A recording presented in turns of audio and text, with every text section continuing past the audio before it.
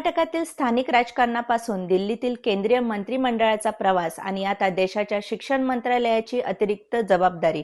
कोण आहेत प्रल्हाद जोशी हे आजच्या व्हिडिओतून समजून घेऊया. नमस्कार, मी पूजा आणि तुम्ही पाहत आहात द खुर्ची. प्रल्हाद जोशी हे भारतीय जनता पक्षाचे कर्नाटकातील वरिष्ठ नेते आहेत. त्यांचा जन्म 27 नोव्हेंबर 1962 रोजी कर्नाटकात झाला. त्यांनी हुबळीतील श्री कदसिद्धेश्वर आर्ट्स कॉलेजमधून पदवीचे शिक्षण घेतले. त्यांच्या राजकीय प्रवासाची सुरुवात कर्नाटकातील भाजपच्या संघटनात्मक कामातून झाली.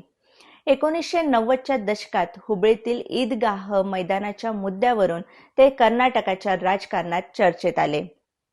यानंतर पक्ष संघटनेत काम करत त्यांनी आपली राजकीय पकड मजबूत केली.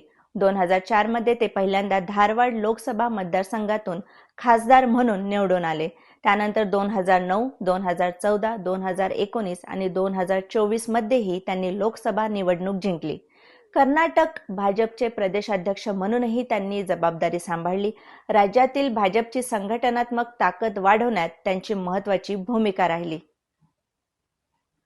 2019 मध्ये नरेंद्र मोदी यांच्या नेतृत्वाखाली केंद्र सरकारमध्ये त्यांचा केंद्रीय मंत्रिमंडळात समावेश झाला. त्यांनी संसदीय कार्य, कोळसा आणि खाण मंत्रालयाची जबाबदारी सांभाळली. 2024 पासून त्यांच्याकडे ग्राहक व्यवहार, अन्न व सार्वजनिक वितरण तसेच नवीन आणि नवीकरणीय ऊर्जा मंत्रालयाची जबाबदारी आहे.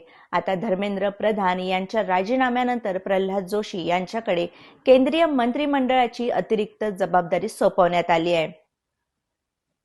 स्थानिक राजकारणातून सुरुवात करून सलग 5 वेळा लोकसभेत निवडून येणारे आणि केंद्रात अनेक महत्त्वाची मंत्रालये सांभाळणारे प्रल्हाद जोशी आता देशाच्या शिक्षण क्षेत्राची जबाबदारी ते कशी पार पाडतात याकडे सर्वांचं लक्ष लागलं आहे. प्रल्हाद जोशींच्या राजकीय प्रवासाबद्दल तुमचं मत काय आहे?